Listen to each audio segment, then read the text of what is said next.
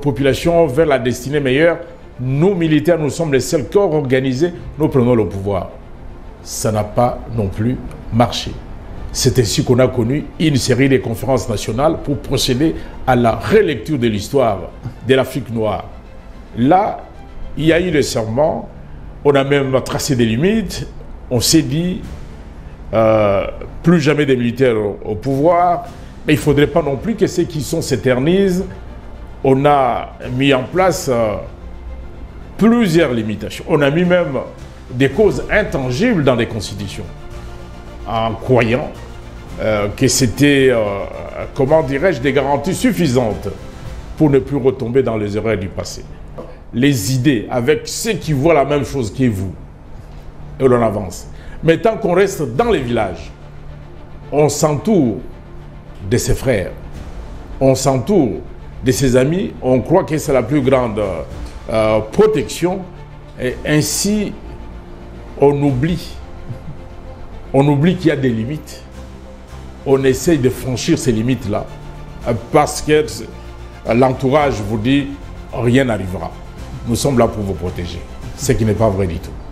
Dans les mauvais collaborateurs. Quand vous parlez de l'entourage, ça est plus pragmatique, dans les collaborateurs. Non, mais vous sentez toute une pression du village qui vous empêche d'entrer dans la cité. Mais le président, ce n'est pas un président régional, moins encore très vide. C'est le président de la Lorsque République. je parle des villages, je peux vous donner l'exemple. Fait Maréchal Mobutu, paix à son âme, il a fait ce qu'il pouvait faire, mais il a fait des Badolités une très grande ville, aujourd'hui qui n'est plus ville, parce que les normes n'étaient pas réunies.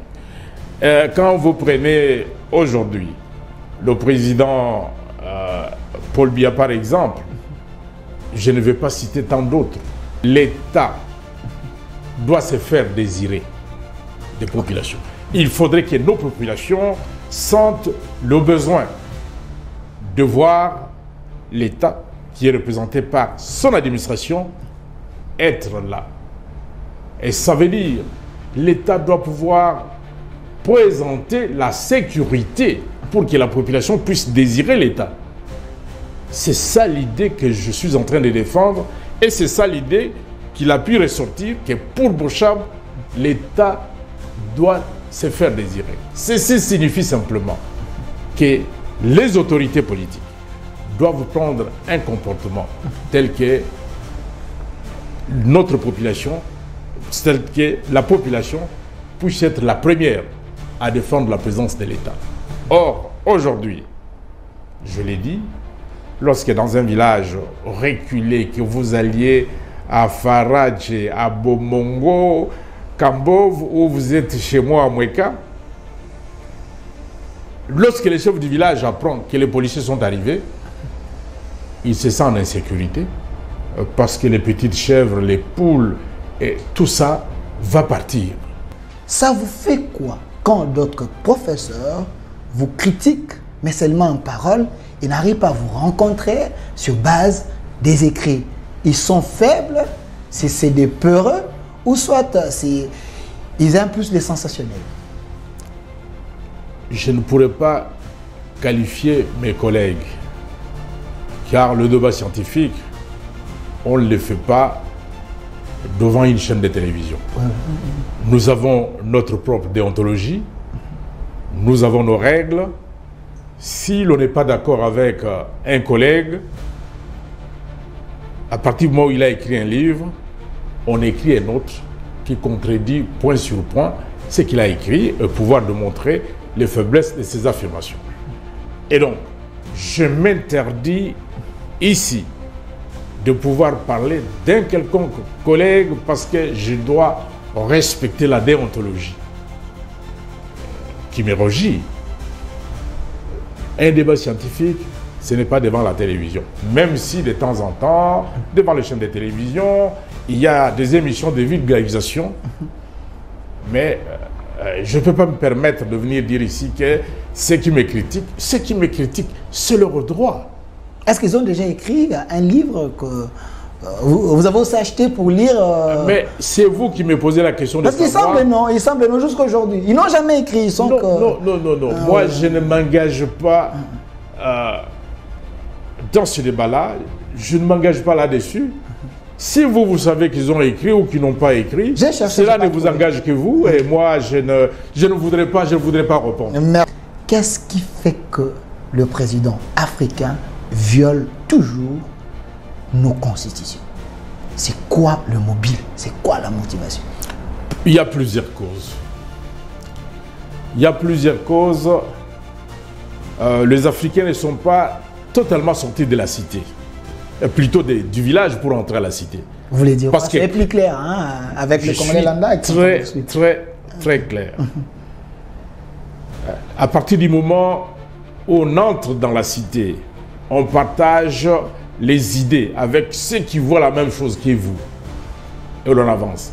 Mais tant qu'on reste dans les villages, on s'entoure de ses frères, on s'entoure de ses amis, on croit que c'est la plus grande protection, et ainsi on oublie qu'il y a des limites. On essaye de franchir ces limites-là parce que l'entourage vous dit rien n'arrivera. Nous sommes là pour vous protéger, ce qui n'est pas vrai du tout. Donc les mauvais collaborateurs. Quand vous parlez de l'entourage, ça est plus pragmatique, donc les collaborateurs. Non, mais vous sentez toute une pression du village qui vous empêche d'entrer dans la cité. Mais le président, ce n'est pas un président régional, moi encore très vite. C'est le président de la Lorsque République. Je parle des villages, je peux vous donner l'exemple. Fait Maréchal Mobutu, paix à son âme, il a fait ce qu'il pouvait faire, mais il a fait des Badolité une très grande ville, aujourd'hui qui n'est plus ville, parce que les normes n'étaient pas réunies. Quand vous prenez aujourd'hui le président Paul Biya par exemple, je ne vais pas citer tant d'autres, et chacun construit sa propre ville dans son propre village. Et ceci, et s'entoure des siens, et ceci n'arrange pas les autres, qui se disent, bon, puisqu'on nous rejette, nous devons nous assumer, nous aussi. C'est ce qui explique la plupart des rébellions dans les États africains. La République démocratique du Congo, un pays potentiellement riche, mais avec un capital humain un peu contesté. La RDC, depuis 1960 jusqu'à aujourd'hui, 63 ans après, on peut également regretter que l'élite congolaise n'a pas pu relever les défis. Aujourd'hui, vous étiez très nombreux à réagir pour que nous puissions chercher l'âme qui peut également répondre aux questions très questionnantes de l'opinion. Aujourd'hui, il est avec nous ici sur la chaîne de la maman nationale, la maman de la nation. Sur ce plateau, je suis avec le professeur Évariste Bouchab. Il est professeur de droit constitutionnel public interne. Il a plusieurs casquettes, mais je ne vais pas prendre les risques de le présenter en détail parce que lui-même va nous aider. Il est ici avec nous. Professeur Évariste Bouchab, soyez le bienvenu. Merci. Je précise que vous êtes aussi autorité morale de AAC, donc Alliance pour les actions citoyennes. Vous confirmez? Je le confirme. Alors, professeur Évariste Bouchab, vous étiez directeur de cabinet de l'ancien président de la République, Joseph Kabila Kabange. Vous étiez également président de l'Assemblée nationale. Aujourd'hui, vous êtes sénateur et aussi membre de l'Union sacrée. Est-ce que vous vous sentez à l'aise de votre parcours politique? Bien sûr. On ne peut pas dire qu'on ne se sent pas à l'aise. On est vivant. Quiconque ne se sentirait pas à l'aise devrait, en principe, se suicider. Je ne me suis pas suicidé, je suis encore vivant.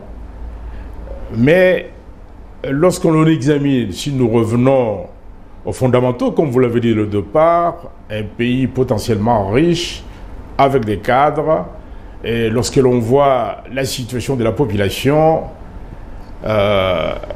il n'y a pas de comparaison possible parce que c'est une sorte de paupérisation très avancée. Que faut-il dire? Est-ce qu'on peut être à l'aise? Je dis non. On ne peut pas être à l'aise parce que l'élite congolaise a manqué à plusieurs rendez-vous. Le premier rendez-vous, c'est l'indépendance. Mais il faut dire que cette indépendance a été piégée. Les colonisateurs ont estimé qu'ils tireraient plus de profit en déclarant le Congo indépendant. Ben, c'était une indépendance formelle. En réalité, ils tiraient toutes les ficelles pour continuer à jouer de recherche de ces pays. Vous allez me dire, et pourquoi les fils du pays n'ont pas réagi? Je dis qu'il y a plusieurs étapes dans la vie. Aujourd'hui, nous sommes en train de vivre un tournant très important de l'histoire où l'Afrique, particulièrement l'Afrique noire, veut particulièrement se libérer des soi-disant liens ombilicaux et s'assumer, prendre véritablement en charge sa propre destinée. Je dis rendez-vous manqué. Le premier rendez-vous manqué, c'était à l'indépendance, des querelles futiles qui étaient entretenues par la métropole. Le deuxième rendez-vous manqué, ce fut la conférence nationale où les fils et les filles de ces pays ont fait la relecture de l'histoire de leur pays pour dire plus jamais ça.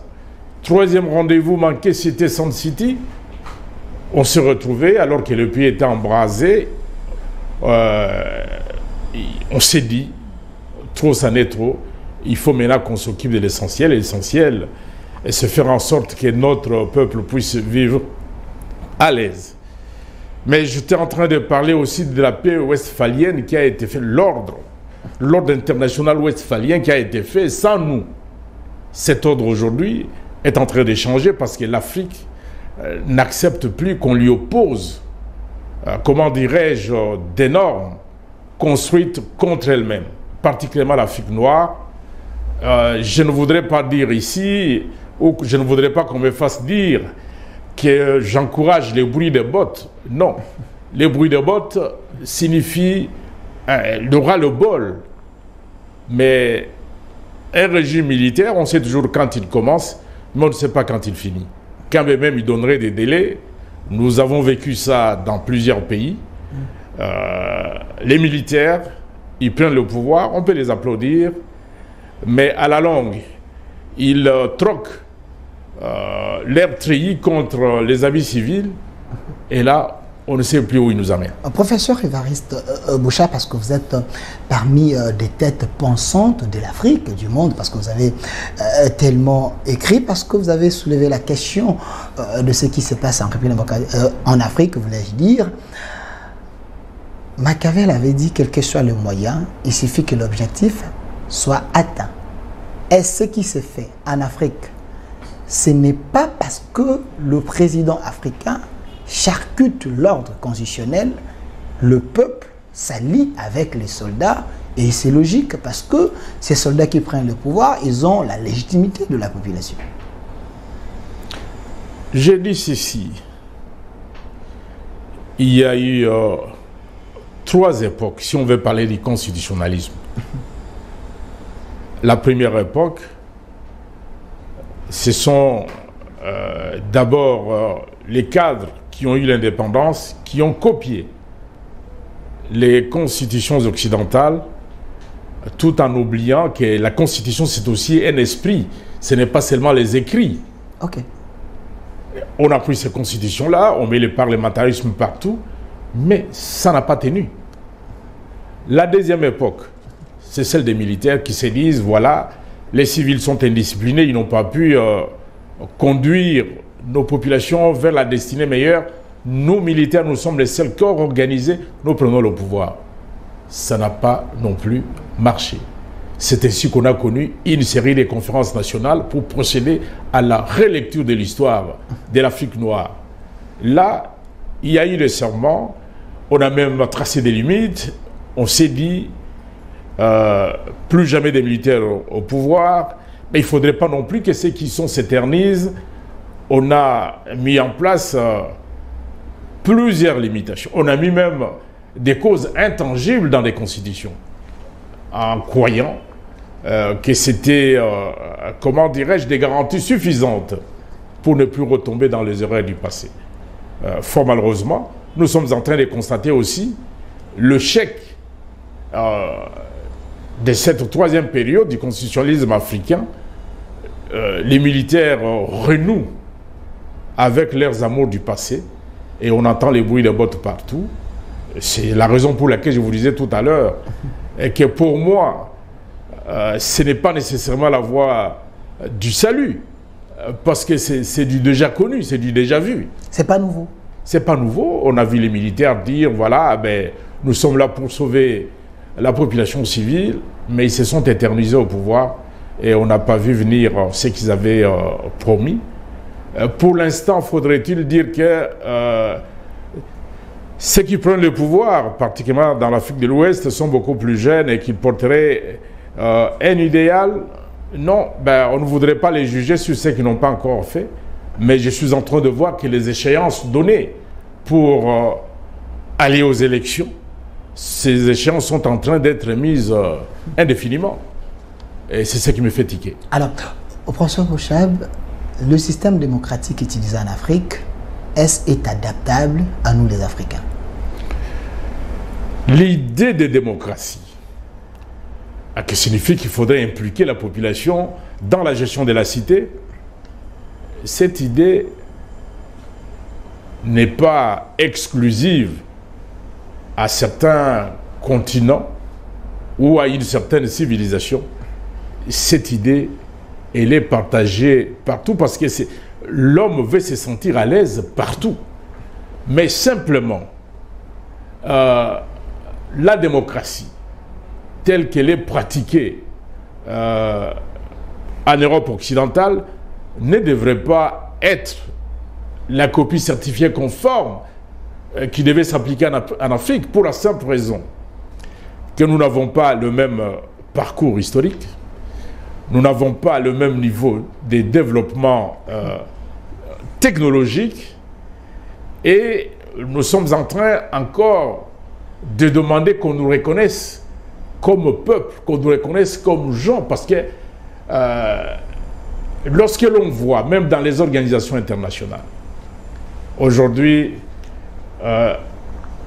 à l'ONU, vous avez des membres permanents qui peuvent tout se permettre.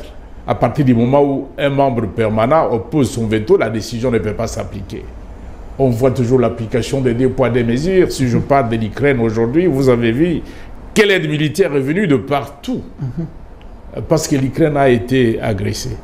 Ce pays est agressé depuis 20 ans. Pourquoi les gens ne se mobilisent pas? Il y a l'injustice. Hein. Ah, mais justement. Mais je me rappelle, à l'époque, le Congolais parlait de la souveraineté. Voilà pourquoi nous disons que l'Afrique doit pouvoir avoir également un membre permanent. Ok. Ouais. Les dire oui, mais avec quelle force? Parce que même l'Union africaine est sous-traitée par la communauté internationale. Je vais dire ceci. CEDEAO aujourd'hui, vous en connaissez quelque chose? Nous avons eu des grands penseurs. Et nous les avons encore, puisque Théophile Obenga est encore vivant, que Cheikh Anta Diop. Pourrait la survie de l'Afrique et dans l'unité de l'Afrique. Si nous nous réunissons comme force, on ne pourra plus s'imposer à nous. Par contre, nous imposerons notre point de vue. Quand vous parlez de vous, l'Afrique est sous les jougs des Occidentaux. Vous parlez de vous, Congo-Brazza, ou bien comment la preuve année, en Afrique, il y a également deux pays qui consomment le franc CFA, même sur le plan économique, on n'est pas indépendant. Parlez de vous, cette audacité, mais vous n'avez pas de moyens d'affronter. L'Afrique est en train de dire non. L'Afrique est en train de dire non. On voit aujourd'hui au Nigeria, en Afrique du Sud, bref, dans l'Afrique anglophone, même si je n'aime pas parler de l'Afrique anglophone, francophone, lusophone, parce que nous sommes les esclaves des personnes. On ne doit pas nous définir en fonction des langues étrangères. On doit pouvoir définir l'Afrique en fonction de ses préoccupations. Mais demain, certainement, comme on est en train de faire la promotion des langues africaines aujourd'hui, on ne va plus définir les Africains en fonction du français, du portugais, de l'espagnol ou de l'anglais. Mais je dis que l'Afrique qui avait été occupée par les Anglais a quand même fait des progrès dans le sens de s'assumer. Et maintenant, ce mouvement, il est irréversible. Je dis bien que c'est un tournant, un très grand tournant de l'histoire de l'humanité. Tout est parti de l'Afrique. De l'Afrique est née la civilisation. Tout l'acquis de l'Afrique est allé ailleurs, particulièrement en Occident. Nous avons la conviction maintenant que tout va retourner en Afrique. Alors, professeur Bouchab, je précise que vous êtes constitutionnaliste. Vous avez participé dans plusieurs rédactions des documents importants de la République démocratique du Congo. Mais une question de curiosité, qu'est-ce qui fait que le président africain viole toujours nos constitutions? C'est quoi le mobile? C'est quoi la motivation? Il y a plusieurs causes. Il y a plusieurs causes. Les Africains ne sont pas totalement sortis de la cité, plutôt du village pour entrer à la cité. Vous voulez dire parce que c'est plus clair, hein, avec le colonel Landa. Très clair. À partir du moment où on entre dans la cité, on partage les idées avec ceux qui voient la même chose que vous. Et on avance. Mais tant qu'on reste dans les villages, on s'entoure de ses frères, on s'entoure de ses amis, on croit que c'est la plus grande protection, et ainsi on oublie qu'il y a des limites. On essaye de franchir ces limites-là, parce que l'entourage vous dit rien n'arrivera. Nous sommes là pour vous protéger, ce qui n'est pas vrai du tout. Dans les mauvais collaborateurs. Quand vous parlez de l'entourage, ça est plus pragmatique, dans les collaborateurs. Non, mais vous sentez toute une pression du village qui vous empêche d'entrer dans la cité. Mais le président, ce n'est pas un président régional, moins encore très vide. C'est le président de la Lorsque République. je parle des villages, je peux vous donner l'exemple. Fait maréchal Mobutu, paix à son âme, il a fait ce qu'il pouvait faire, mais il a fait des Badolités une très grande ville, aujourd'hui qui n'est plus ville, parce que les normes n'étaient pas réunies. Quand vous prenez aujourd'hui le président Paul Biya par exemple, je ne vais pas citer tant d'autres, et chacun construit sa propre ville dans son propre village. Et ceci, et s'entoure des siens, et ceci n'arrange pas les autres, qui se disent, bon, puisqu'on nous rejette, nous devons nous assumer, nous aussi. C'est ce qui explique la plupart des rébellions dans les États africains. Le refus d'entrer dans la cité. Dont les mécontents créent des rébellions pour imposer la force. Alors, ce n'est pas parce que ceux qui accèdent au pouvoir en Afrique, nous parlons de l'Afrique en général, ils accèdent par les accords. Des compromis comme le président français l'avait dit ici, compromis. Non, d'abord, tout pouvoir est un compromis. Parce que vous ne pouvez pas prendre tous les pouvoirs pour vous-même. Le pouvoir, quoi qu'il y ait un, il est toujours reparti. Il y a l'exécutif, il y a le législatif, il y a le judiciaire. Et donc, tout pouvoir est un compromis. Et quand vous dites on accède au pouvoir par compromis, le fait même d'organiser les élections, mais c'est un compromis pour qu'il n'y ait pas de désordre, pour que chacun ne puisse pas se proclamer chef là où il est. Compromis légal, c'est un compromis. Compromis légal, le compromis qui respecte les lois de la République, oui, mais pas un groupe d'amis qui font les choses à leur manière. Hein. Aujourd'hui, les histoires La distinction que vous faites entre un compromis légal et un compromis illégal, moi je ne la comprends pas. À partir du moment où... Tout compromis, il est légal à partir du moment où vous sortez de valeur même d'un compromis, c'est la compromission. Et quand vous vous compromettez, ben, vous êtes justiciable devant votre juge naturel. Professeur Bouchard, je vous en prie. Est-ce que vous avez l'impression que les autorités africaines respectent leur population? Parce que si j'ai l'impression que vous encouragez ces compromis, et il semble que même les gens qui votent, on ne tient pas compte de leur voix, mais parce qu'il y a déjà un deal qui s'est fait en avant, et on impose ça à la population. Non, vous affirmez, vous dites « il semble ».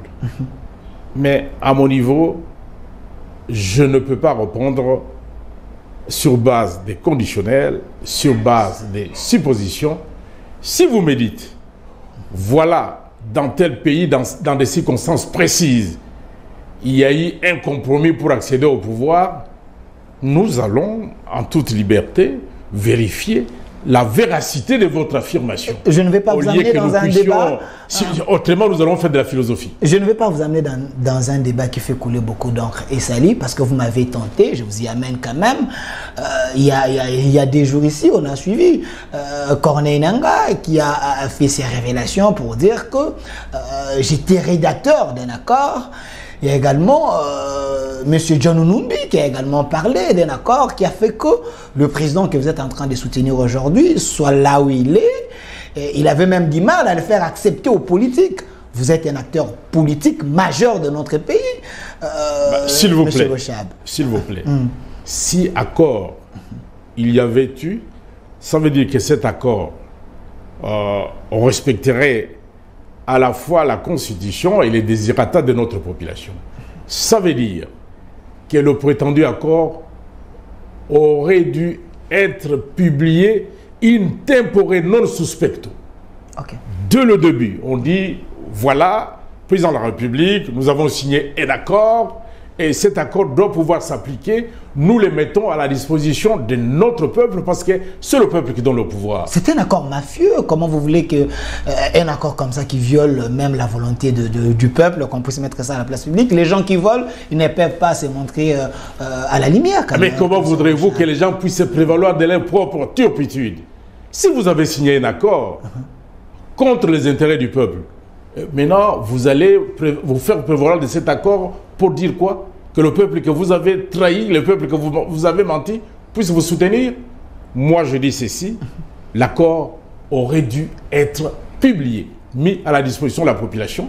Et à ce moment-là, notre population allait apprécier si oui ou non il acceptait. Maintenant, nous sommes à la fin du mandat. Ce sont les personnes en cavale qui disent il y avait eu accord. Les personnes en cavale. Qui disent voilà, il y a eu accord, on n'a pas respecté l'accord. Et comment voulez-vous que nous puissions faire confiance à toutes ces déclarations? Mais ces personnes, ils sont forcés à aller en cavale, en exil, parce qu'il y a un nouveau dictateur, un nouveau Poutine, un nouveau Mobutu aujourd'hui, en RDC selon eux, qui est en train d'imposer sa dictature. L'homme qui ne respecte même pas ses signatures. Je prends John Numbi, je prends Némi Milani à l'époque, il disait « Je veux balancer l'accord, Nanga et les autres. » Mais est-ce que ça ne vous suit pas, vous? Je dis ceci. Personne un éclaireur de la République. Non, personne ne peut se prévaloir de sa propre turpitude. Lorsque vous vous entendez comme des larrons en foire pour pouvoir duper notre population, et plus tard vous allez dire oui voilà, nous on ne s'était pas convenu de cette manière-là. Non, on n'a pas le droit. On n'a pas le droit de venir dire que oui, nous vous avions trahi. Bon, et si vous nous aviez trahi, quelle est la sanction pour vous aujourd'hui? Parce que vous reconnaissez que vous avez trahi notre peuple. Et quelle est votre sanction? Vous nous avez trahi hier et aujourd'hui, vous n'allez pas nous trahir. Quelle est votre sanction? Donc vous demandez indirectement à la justice d'arrêter tous ces gens-là qui pensent que... Non, les gens qui pensent... Donc c'est des candidats à la prison, des prisonniers ambulants. S'il vous plaît, les gens qui pensent qu'ils ont conclu un accord à l'encontre des intérêts de notre population devaient se présenter comme prisonniers volontaires devant la justice. Bien sûr. Et là, nous, on leur ferait confiance. Ils devaient se présenter comme des prisonniers volontaires. Voilà, en telle année, moi, j'ai commis tel crime. Vous m'avez recherché, vous ne m'avez pas retrouvé, mais c'est moi. Je me présente, je viens m'offrir. Parce que je voudrais subir la loi de mon pays, étant donné que maintenant je me reconnais être bon citoyen, c'est que je n'étais pas au moment des accords. Professeur Évariste Bouchab, j'ai l'impression que vous vous mettez dans la peau d'un méchant qui veut punir les gens qui ont commis des forfaits, au moment que ces gens-là, ils ne veulent pas se dévoiler, ils veulent la sympathie de la population. Merci bien. Qu'il s'agisse de nos traditions africaines, qu'il s'agisse de l'état de droit, à partir du moment où vous êtes en rupture avec les règles sociétales, dans l'Afrique ancienne, dans les règles traditionnelles, pour ne pas soulever la colère des ancêtres, il y a certaines sanctions. Dans un état de droit, nous avons des lois. Lorsque vous êtes en rupture avec ces lois, vous devez mériter la rigueur de ces lois. Professeur Évariste Bouchab, je vous en prie. Je vous pose une question de curiosité, mais comme professeur de droit constitutionnel, vous pouvez également aider vos étudiants, surtout les scientifiques qui sont en train de vous suivre. Il y a les dossiers. Matata Pugno, Matata avait dit notre justice est instrumentalisée. Il semble que l'homme peut avoir raison parce que la Cour constitutionnelle aujourd'hui, professeur, nous voulons bien que vous puissiez aider la République. La Cour constitutionnelle est en train de s'aimer les troubles. J'ai suivi le professeur Luzolo Bambi, j'ai suivi Bakandeja, j'ai suivi autant de professeurs qui pensent que l'arrêt Kalouba peut perdre son sens aujourd'hui. Kamouleta a les droits de juger l'ancien Premier ministre Matata Pugno. Vous, comme scientifique, est-ce qu'il y a un problème de l'interprétation? La justice, elle est humaine. Elle est rendue par les hommes. Et ces hommes ne sont pas des dieux, ne sont pas des anges. Ils peuvent se tromper sur l'interprétation de faits précis. Et il n'y a aucune cour constitutionnelle au monde qui peut dire que ces arrêts ne sont pas critiqués. Et d'ailleurs, puisque vous me posez cette question, en tant qu'enseignant du droit, les arrêts des cours constitutionnels doivent toujours être critiqués pour faire avancer la science. Quand ils sont rendus dans les normes, nous disons oui, mais on aurait pu. Mais quand ce n'est pas rendu dans les normes, où on trouve que les dispositions fondamentales qui devaient être appliquées dans un cas d'espèce sont violentées, on les souligne aussi. Mais fort malheureusement, dans notre pays, on voudrait, par les observateurs, et ceux qui commentent, les chroniqueurs des arrêts, auraient aimé qu'il y ait une pensée unique. Il ne peut pas y avoir une pensée unique en cette matière. Je voudrais d'ailleurs vous donner un cas précis. Okay. La discrimination positive était considérée aux États-Unis, qui est une création d'ailleurs de la Cour suprême des États-Unis, était considérée comme une très grande avancée. Créer une sorte d'inégalité pour rétablir l'égalité. Créer l'inégalité pour rétablir l'égalité. C'est ça la créer l'inégalité. Créer l'inégalité pour rétablir l'égalité. Okay. C'était ce que l'on a appelé la discrimination positive. Mais aujourd'hui, la Cour suprême des États-Unis, parce qu'elle est aujourd'hui à droite et depuis à gauche, estime qu'on ne peut plus accepter la discrimination positive parce que la discrimination positive est une forme de discrimination. On ne peut pas accepter une discrimination. Il faut qu'on applique plutôt le principe d'égalité. vous voyez bien qu'il y a évolution. Dans la Cour suprême des États-Unis, qui est considérée comme la plus grande cour, celle qui a révolutionné même les contrôles de la constitutionnalité des lois, là-bas aussi, il y a des avancées et des reculs. Mais professeur Bouchab, là, vous nous amenez ailleurs, restons légalistes. Je ne vous amène pas ailleurs, je suis en droit pour vous dire. Il y a une disposition constitutionnelle. Lorsque ça arrive dans ces pays, on croit que c'est une tragédie. Alors, et ceci arrive partout ailleurs. Professeur, il y a une disposition constitutionnelle dans notre constitution. Les arrêts de la Cour sont exécutoires. Vous, comme légaliste, professeur de droit, vous mettez ça à côté? Mais comment mettrais-je ça à côté? Parce que aujourd'hui, les constituants congolais ont créé une sorte de perfection s'agissant des arrêts de la Cour constitutionnelle.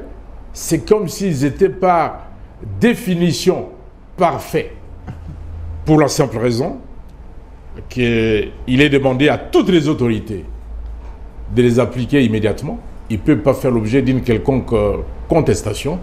Et ça veut dire que les justiciables n'ont même pas une autre voie pour pouvoir s'adresser.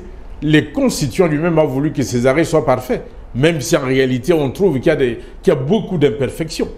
Donc l'arrêt Kalouba, cet arrêt peut être critiqué.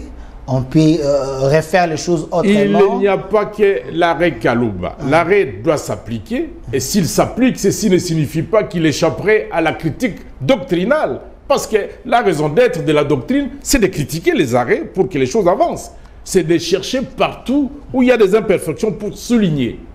Alors, et là, il y a une imperfection. Alors, professeur Bouchab, parce que vous êtes rédacteur, je précise bien, de plusieurs documents de la République démocratique du Congo, pourquoi avez-vous fait à dessein, vous avez laissé autant de vide pour que certains dignitaires puissent bénéficier de nos lois d'une manière de plomber la nation? Il n'y a pas de vide. La constitution actuelle, il y a eu un avant-projet. Cet avant-projet a été soumis au Sénat. Et après l'examen du Sénat, ça a été adopté à l'Assemblée nationale. Ce sont des responsabilités politiques. Il s'agit des organes politiques qui ont adopté cette constitution. Mais j'aimerais préciser ici qu'il n'y a aucune constitution parfaite. La constitution doit d'abord s'appliquer. Au fur et à mesure qu'elle s'applique, on peut constater des lacunes, donc de points même qui n'étaient pas importants lors de la rédaction. Et on peut constater aussi qu'il y a eu des oublis. Et on peut constater également la difficulté d'application d'une disposition précise. C'est pour cette raison que le constituant lui-même a laissé une ouverture. Et cette ouverture, c'est la révision. Aujourd'hui, par exemple, lorsque vous prenez notre constitution, mais on doit pouvoir procéder à un toilettage. Vous voyez, on dit les nouvelles provinces doivent entrer en vigueur après autant de temps. Quand la Cour constitutionnelle aura été mise en place, avant qu'on mette la Cour constitutionnelle en place, c'est plutôt la Cour suprême de justice qui joue office de la Cour constitutionnelle. Toutes ces dispositions se trouvent encore dans la Constitution. Alors que, les nouvelles provinces sont déjà effectives et la Cour constitutionnelle elle-même, elle est déjà mise en place. Il faut procéder au toilettage, enlever toutes ces dispositions qui ne font qu'une sorte de remplissage ténébreux qui ne servent pratiquement à rien. Remplissage ténébreux. Professeur Bouchab, j'avais également suivi le professeur Kabissa qui avait dit l'actuelle constitution, elle est dangereuse. L'article 217, vous êtes politique, homme de droit. Est-ce vrai cet article est dangereux? Pas du tout. Pas du tout. Je dis bien. Lorsque l'on laisse l'ouverture pour dire dans l'intérêt de notre population, dans l'intérêt de favoriser l'unité africaine, la République démocratique du Congo peut abandonner une partie de sa souveraineté. En quoi résiste le danger? Je voudrais dire ceci. L'avenir de l'humanité se trouve dans les grands ensembles. Et d'ailleurs, les journalistes, Henry Morton Stanley, parlait du Congo interocéanique. Du Congo? Interocéanique. Les Congos qui quitteraient Boma jusqu'à Zanzibar. Et donc, c'était une vision d'un Congo grand. Et aujourd'hui, quels que soient nos problèmes, nous ne pouvons pas oublier cette vision. Il faut des grands ensembles pour accélérer le développement de l'Afrique. Et il n'y a pas longtemps, je lisais encore les livres du sénateur Didier Moumengi lui parle des États du bassin du Congo. Que ces États devaient se réunir. Les États qui ont en commun les bassins du Congo devaient se réunir pour constituer une force face à la problématique de l'environnement, face à la problématique du climat. Aujourd'hui, ces États devaient faire bloc, puisqu'ils deviennent les poumons de l'humanité. S'ils ne font pas bloc, on ne fera rien en matière de développement en ce qui concerne ces États. Dès le départ, je vous ai parlé de Cheikh Anta Diop. L'Afrique doit pouvoir se réunir. Je vous ai parlé également de Théophile Obenga. Et moi, je suis partisan dans ce qu'ils avancent. L'Afrique doit pouvoir se réunir pour constituer une force face à toutes les puissances prédatrices qui considèrent que l'Afrique est colonisable à souhait. Voilà, l'unité de l'Afrique est souhaitée par plus d'un, mais aujourd'hui vous êtes dans l'union sacrée, donc vous êtes au pouvoir, mais il y a quand même les opposants qui pensent que du fait que la RDC avait accepté de signer avec l'EAC, c'était une mauvaise chose, mais de l'autre côté, vous le pouvoir, vous pensez que c'était une bonne chose pour que nous puissions mettre fin au problème du M23. Stratégiquement, c'était une erreur? Je dis ceci, tout est évolutif. À partir du moment où l'EAC présentait pour la République démocratique du Congo une garantie, même si en réalité il s'est avéré que la République s'est fourvoyée, mais au moment où cet accord avait été signé, c'était une solution. C'était une garantie. Mais une garantie, à partir du moment où elle n'est plus effective, ce n'est plus une garantie. Et c'est ce que nous avons constaté avec l'évolution, et que derrière cette garantie, il y avait une sorte de duperie, comme l'avait dénoncé le président de la République lui-même. Alors, mais aujourd'hui, on ne peut pas dire « Oui, mais au moment où vous aviez signé, comment vous ne vous êtes pas rendu compte que c'était une duperie ?» Non. Toutes les conditions... C'est comme si la RDC avait envoyé ses faibles là-bas pour ne pas voir le piège qui était dans l'accord. Et aujourd'hui, on cherche à se rétracter, mais c'est en retard. Hein? Tout accord. Un État, dans tout accord, un État peut toujours, lorsqu'il ne trouve plus ses intérêts, se rétracter, se retirer. Mais c'est la menace qui avait été faite par le président de la République. À la lieu où vont les choses, nous ne pouvons plus accepter. Et voilà, on ne peut pas dire que mais au moment où vous aviez signé, mais dans chaque contrat, même dans les contrats entre individus, il peut y avoir des vices cachés. Et lorsque vous découvrez plus tard ces vices cachés, vous dites non, vous ne m'aviez pas dit ceci, cela. Si j'avais été mis au courant au moment de la signature, je n'aurais pas pu signer parce qu'il y avait des vices cachés. Président Évariste Bochab, avant de parler du processus électoral, je voulais que nous puissions vider un peu ces chapitres. Il y a ceux qui condamnent le chef de l'État, qui pensent que le chef raté l'occasion au 78e sommet des Nations Unies quand le chef a dit « Je ne veux pas permettre encore une négociation avec le M23, avec le groupe des rebelles, ainsi de suite ». Est-ce un chef peut rester ferme comme ça au moment que la RDC n'est pas si forte pour faire la guerre à ce qui nous dérange? À partir du moment où le président de la République se rend compte qu'en réalité, il est face à un serpent des mers. Vous dites Un serpent des mers qui prend plusieurs formes. Mais il peut garder sa propre position parce que aujourd'hui, on dit c'est tel groupe. Et après-demain, le même groupe se transforme ou éclate en d'autres groupes. On va aller de négociation à négociation jusqu'à quand?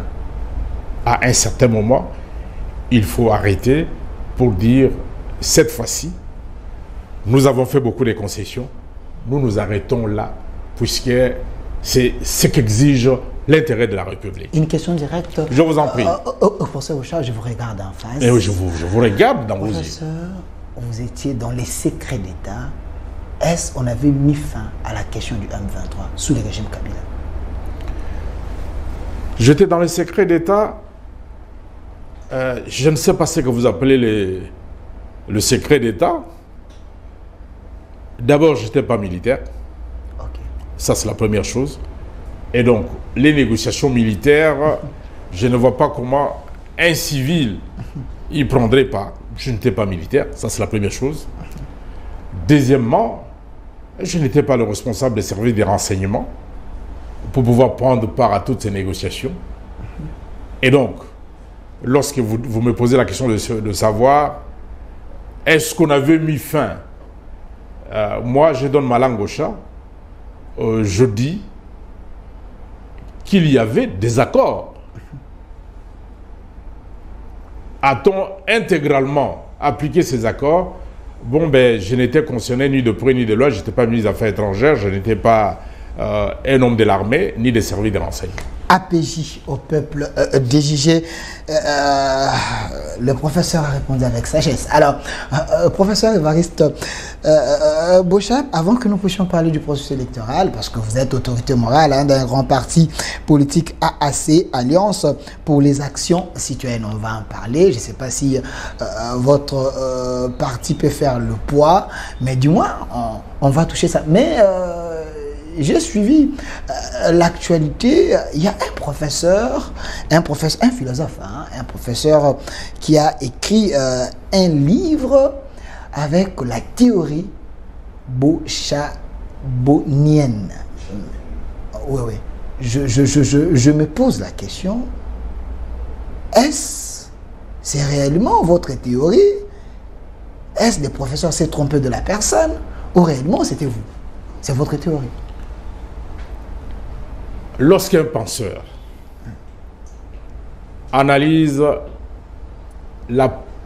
les écrits, la pensée d'un chercheur, j'en suis un chercheur, et arrive à la conclusion que véritablement ces chercheurs a pu construire une théorie et les démontre. Vous auriez aimé que je dise que ce n'est pas ma pensée parce qu'il part de mes écrits pour arriver à sa propre conclusion. Véritablement, l'idée maîtresse ici, pour moi, c'est que l'État doit se faire désirer des populations. Il faudrait que nos populations sentent le besoin de voir l'État, qui est représenté par son administration, être là. Et ça veut dire l'État doit pouvoir présenter la sécurité pour que la population puisse désirer l'État. C'est ça l'idée que je suis en train de défendre et c'est ça l'idée qu'il a pu ressortir que pour Bouchab, l'État doit se faire désirer. Ceci signifie simplement que les autorités politiques doivent prendre un comportement tel que notre population, c'est que la population puisse être la première à défendre la présence de l'État. Or, aujourd'hui, je l'ai dit, lorsque dans un village reculé, que vous alliez à Faradje, à Bomongo, Kambov, ou vous êtes chez moi à Mweka,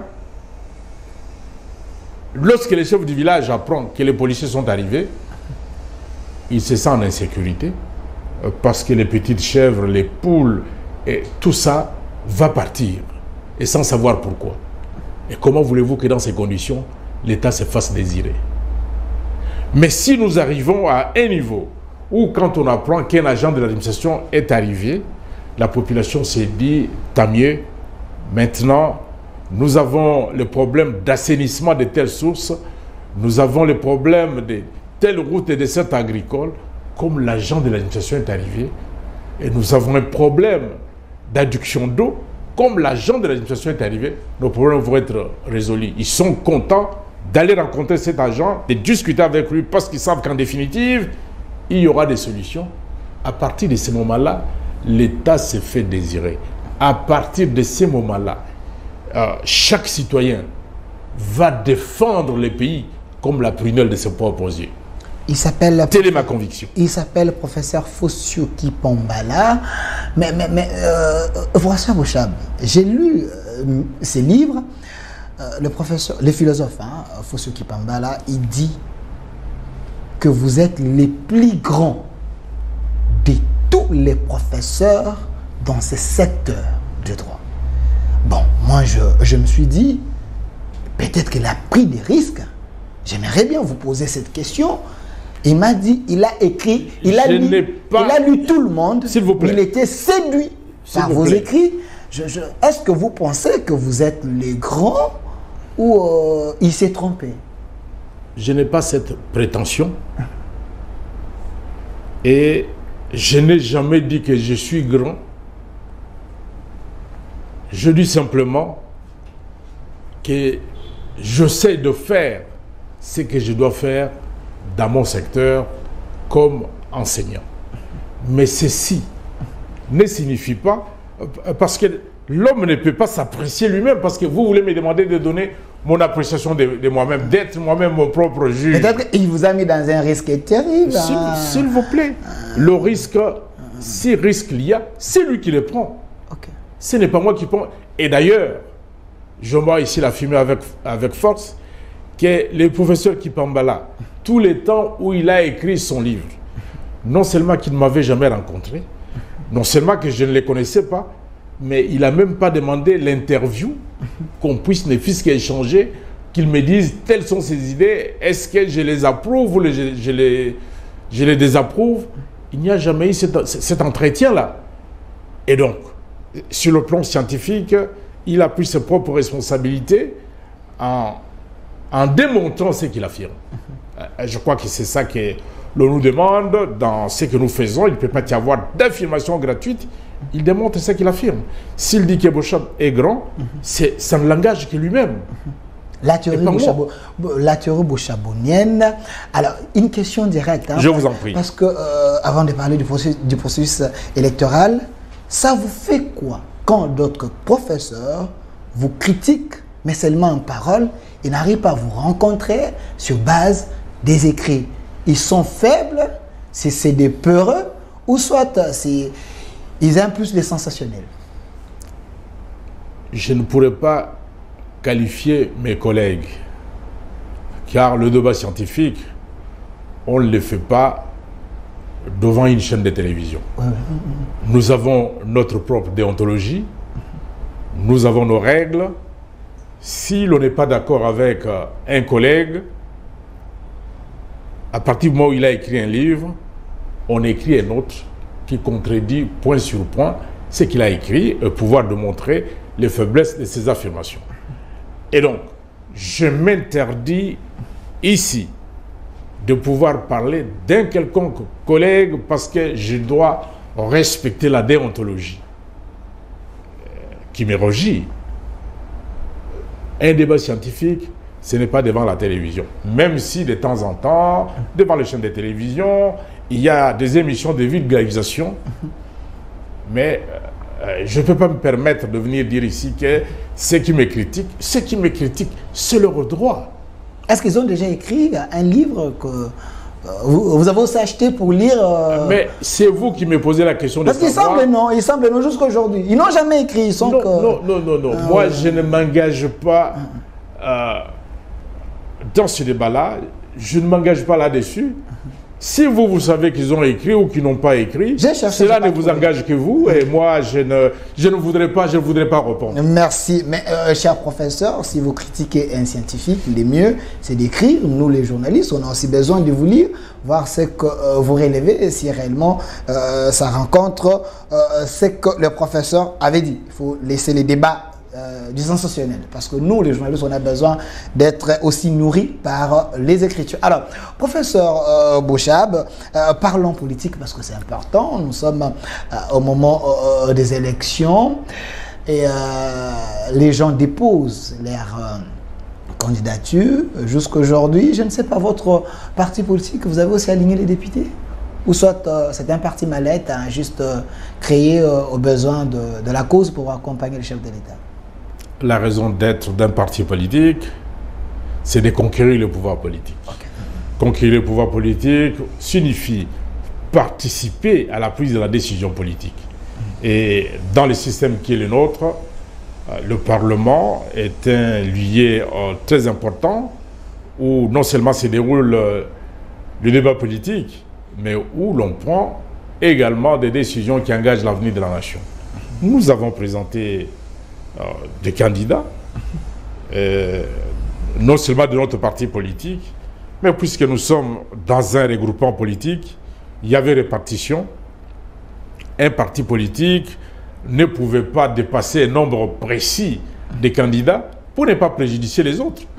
Et nous sommes partis sur la base égalitaire en respectant chaque membre du regroupement. Ça a été fait, le moment venu. Vous verrez si les candidats que nous avons alignés, à la fois dans notre parti et dans notre regroupement, vous verrez si ces candidats sont les meilleurs. Ça veut dire si ils ont la faveur de la population, sinon la préférence de notre population. Pour l'instant, il serait prématuré de nous prononcer parce que la population est libre de choisir qui elle veut et même de choisir des mauvais candidats. Et donc, pour l'instant, il faut laisser à notre population sa liberté de choisir. Alors, professeur Bouchab, ouais. Vous êtes le politicien du premier rang. Pourquoi vous avez jeté votre dévolu à l'actuel président, Félix-Antoine Tshisekedi? Pourquoi? Qu'est-ce qui vous a convaincu en lui? Vous savez, la décision politique, souvent il ne faut pas demander le pourquoi. Il peut s'agir d'un rêve partagé. Il peut s'agir d'une injustice. Il peut s'agir des blessures accumulées. Et il peut s'agir aussi des souvenirs communs. Et donc, la décision politique, elle a plusieurs motivations. Et on commet l'erreur de dire, de demander souvent, mais quelle est la raison d'être? Non, c'est la combinaison de plusieurs raisons. La combinaison de plusieurs raisons. Ouais. Je vous regarde encore en face. Vous n'êtes pas obligé à répondre à cette question, mais le peuple peut trancher. Qu'est-ce que vous n'avez pas eu? Parce que cette question, ce n'est pas ma question.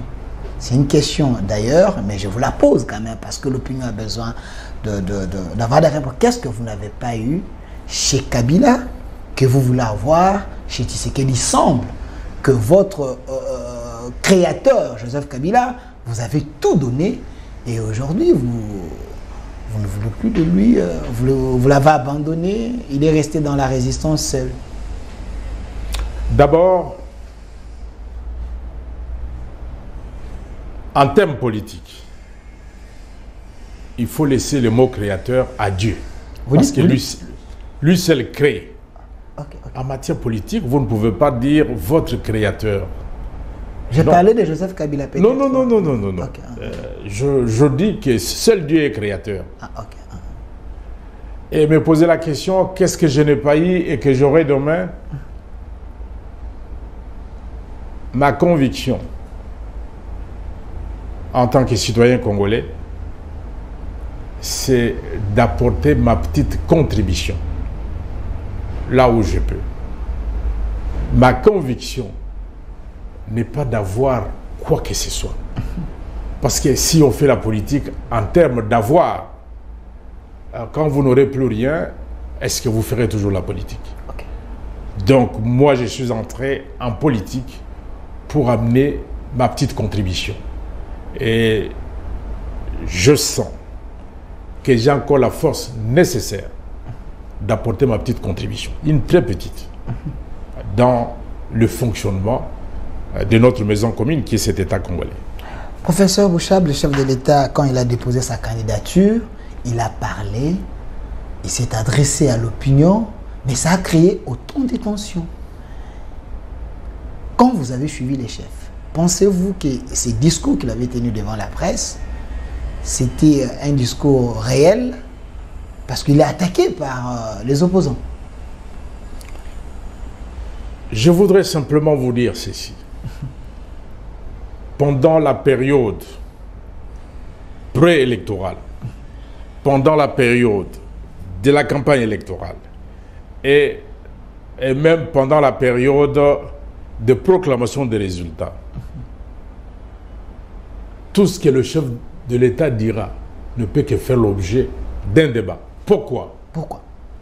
Il y a des gens qui sont pour par définition. Il y a des gens qui sont contre aussi par définition. Ce qui signifie que quels que soient les discours qu'il tiendrait, avec les pincettes, on va essayer de relever que dans cette eau, on voit les œufs de mouche. Mais est-ce que les œufs de mouche, on peut les voir à l'œil nu? Fort malheureusement, c'est ce qui se fait maintenant. On essaye d'enlever dans l'eau les œufs de mouche. Mais on ne sait pas les voir à l'œil nu. Et donc, cette période, c'est une période de turbulence. Quelle que soit la bonne foi du chef de l'État, tout ce qu'il dira sera interprété en fonction du locuteur. Est-ce qu'il partage les mêmes idées que le chef de l'État? Est-ce qu'il ne partage pas ces mêmes idées? Donc c'est ça qu'il faut retenir. Et moi, ceci, je ne le trouve pas outrageant comme les autres le penseraient, mais je me dis, c'est de bonne guerre, c'est pendant la période préélectorale, tout ce que l'on dit ne peut pas faire l'unanimité. Quand notre prix Nobel fait une vidéo en disant qu'il n'est pas les candidats des étrangers, quand les autres pensent que les chefs de l'État ne peuvent pas humilier les opposants comme ça, pensez-vous que les gens qui ont déposé la candidature, il y a aussi les candidats des étrangers? Ce n'est pas à moi de répondre à cette question. Chacun... Votre lecture comme s'il vous plaît, un politicien... Chacun a déposé son dossier. La plénière de la CENI va pouvoir se réunir pour dire si chacun remplit les conditions exigées par la loi. À partir de cet instant-là, la plénière de la CENI prendra une décision. Si cette décision ne plaît pas à nos différents candidats qui seraient concernés, ils iraient devant la Cour constitutionnelle. Et seule la Cour constitutionnelle a la compétence de dire si tel ou tel candidat est congolais ou ne l'est pas. Parce que c'est ça la question que vous me posez. Et donc, moi, je n'ai pas cette compétence-là. Il faut laisser cette compétence à la Cour. Fort malheureusement, et vous et vos confrères, vous substituez à la Cour. Non, il faut laisser à chaque institution exercer ses propres compétences. Merci, professeur Évariste Bouchab. Regardez la caméra. Qu'avez-vous envie de dire à la population que vous n'avez pas dit? Non, j'ai répondu à toutes les questions que vous m'avez posées. Je voudrais demander à mes compatriotes d'avoir la confiance en l'avenir. Nous sommes une grande nation. Nous devons nous organiser davantage pour que la situation économique de notre pays puisse véritablement changer, que nous puissions avoir des infrastructures dignes d'un pays moderne. Chacun y trouvera son intérêt. Je vous remercie. Merci. Professeur Évariste Bochab, un vrai scientifique de notre pays. Il a écrit pour l'Afrique, pour le Congo et pour le monde. Alors, un conseil, cette émission est interdite aux cardiaques. Si vous n'êtes pas si fort, il ne faut pas suivre cette émission. Mais si vous aimez la nation, vous pouvez suivre car il y a de la bonne nourriture dans cette émission. Merci à vous. Restez fidèles à notre chaîne, la chaîne de la maman nationale. Merci à l'équipe qui m'a accompagné, M. Lazik, les réalisateurs, et M. Moussengo et M. Ezekiel qui étaient là. Et merci à la grande équipe du professeur Évariste Bochab qui est ici avec nous. Au revoir. Au revoir.